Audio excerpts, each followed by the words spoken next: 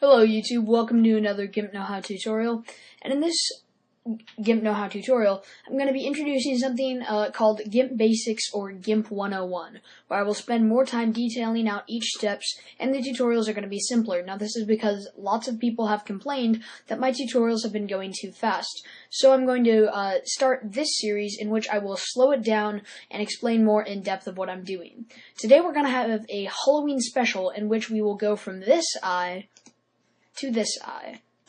Now, what we're going to be learning about in this tutorial is the dodge and burn tool, layer modes, selections, selection effects, and color effects. So you can go ahead and close out of that. Now I'm going to open up a new document by going File, Open, and open up the picture that I've saved to my desktop. Once you have this, we can commence the tutorial. Now, if you're a bare new beginner to GIMP, you'll have your layers and channels and other dialogues over on this side and your tool options over on this side. Now what I do is I prefer to have my layers, tool options, and paths all in tabs. And how you set up those tabs is clicking this little arrow, click Add Tab, and then I click Layers. So when you see me switch tabs like this really quick, that is because I did indeed add the tabs.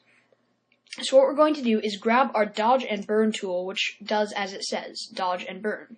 Burn means to darken, dodge means to lighten. We're going to set the mode on burn and select a fuzzier brush, and these fuzzy brushes look soft. And the scale of the brush is simply how big it is, and I'm going to set that up to about 3. And then I'm going to start brushing around the eye. So I'm going to dodge like this, because we're going to give that eye a creepy effect. So I'm going to make the edges of the eye darker than the insides of the eye.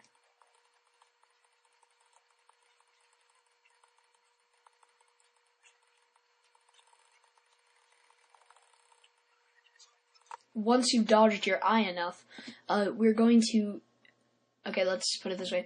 We're going to make a selection on this eye and then make it more vivid, I guess you could say.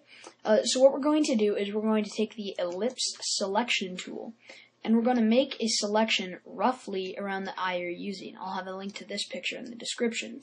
So this is roughly around my eye, but I want to make the selection softer. I want to get a little bit more. I want the edges of the selection to be blurred. So how would I do that? I would go to Select, Feather, and then I'm going to feather this selection by about 7 pixels because it's a fairly large picture.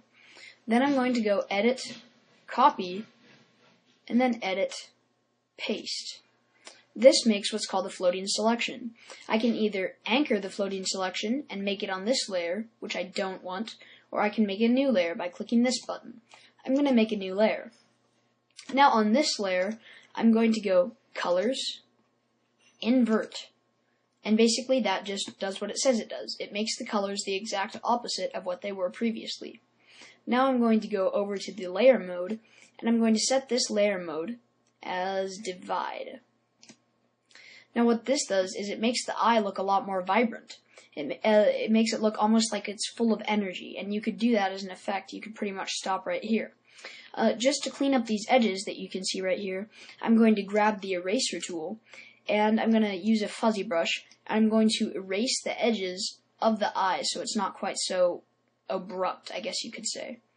Then what I'm going to do is I'm going to duplicate this layer one more time, and this gives us a very spark eye, I guess you could say, and that is a sufficient effect for what we need right now. Now what we need to do is make the eye appear more red, or purplish in this case. So we're going to right-click on the layer and then click Alpha to Selection. And what Alpha to Selection does is it selects everything on the layer. For instance, if I had drawn a smiley face just like this, it would select the smiley face and not anything around the smiley face. Now keep in mind, this only works on transparent layers. We're going to make a new layer and click OK. And we're going to fill it with just red color. So grab your Fill Bucket tool and fill it over. Now we can go ahead and click Select None to deselect everything. Once we have this fill bucket in, we can change the layer mode to Overlay. This gives us the purplish eye we've grown to know and love.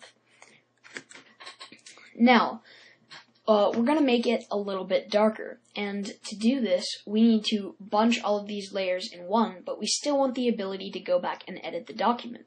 So what we're going to do is go Layers, New from Visible, and this essentially combines everything that you can see into one layer.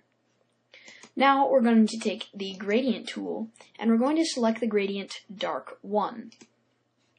Now go Colors, Map, Gradient Map. And essentially what this does is it assigns areas of the image the certain colors of the gradient. It essentially maps the gradient to the image. Now on this visible layer, we can go ahead and click Overlay. And we can probably duplicate that. Maybe tone the opacity down on the second layer. So now we have a fairly decent looking evil Halloween eye. What we're going to do now is finish out the dodge and burn process. So we're going to go Layer, New from Visible again to kind of combine all of the layers so we can dodge and burn them easily. Then we're going to go right back over to the Dodge and Burn tool and set the mode on Burn, and we can keep the fuzzy size we had before. Now what I like to do is I like to burn right along the pinkish of the eyelid to make it seem kind of inflamed and more evilish, if that's a word, and right in here. And then on the eyeball itself is also another very good place to burn. So I'm going to burn.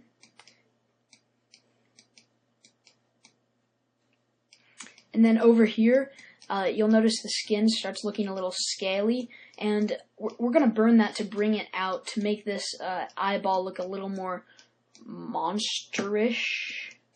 And yeah, just go ahead and continue to burn the skin until you get a dark portion.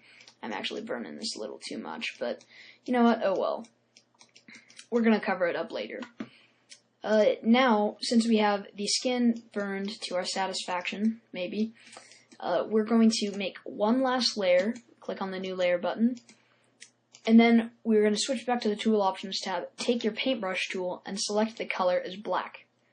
And we're just going to do this to kind of create flow within the composition, even though it's not really flow.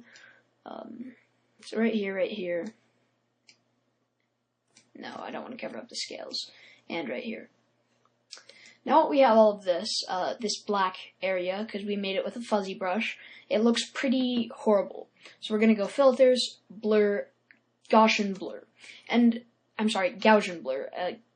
It rhymes with house, I've been told.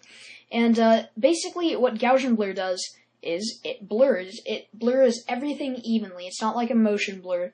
And you usually want to keep the method on RLE. So I'm going to blur this by about 215 just because this is a very large image. And that should soften up the edges considerably. And then you can just set this layer mode to Overlay, or even just, I'm going to set it on Normal and then slightly lower the opacity. And on this visible layer, I have clearly burned too much. So what I'm going to do is I'm going to erase that little bit of the visible layer. But that's okay because we still have the rest of these layers below in the composition.